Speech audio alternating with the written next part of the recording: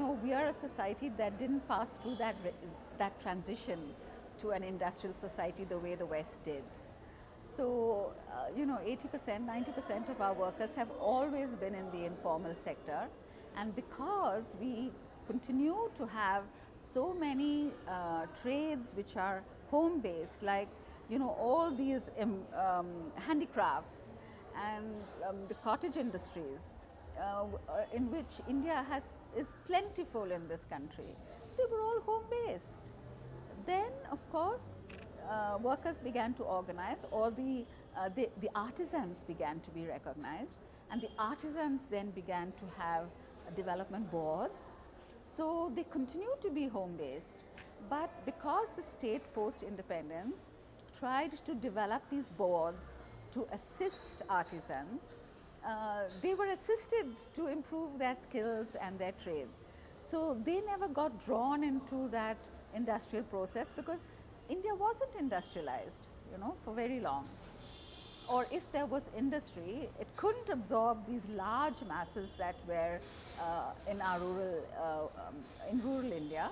And the fact that, this high dense population in this country, they have to be absorbed somewhere. So home-based work of that kind was work with dignity, and the artisan boards did try to raise the standards, raise wages, provide facility. A lot of that happened until the 90s.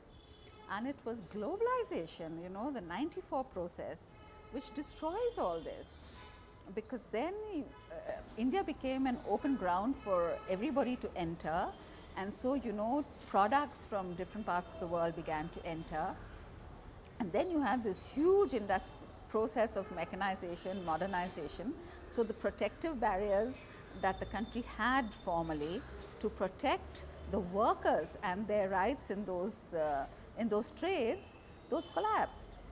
And already in the 70s, when SEWA began to organize artisans and workers of different trades, there was a possibility to negotiate with the state. So for instance, beedi workers, they have very good benefits from the state, and they still continue to make beedis at home, while the cigarette industry is also booming. So then you have all the other weavers, for instance. This was a huge industry, home-based industry, and they had cooperatives, so they remained at home, but their products went to the cooperative. So that was a different way of operation until you get open barriers, open borders and industry coming in. So the 94, the GATT agreement changed everything in this country, and like it did in all over the world. And now we see this expansion of capital and the growing disparities in the country. You may have more money, but the disparities are much wider.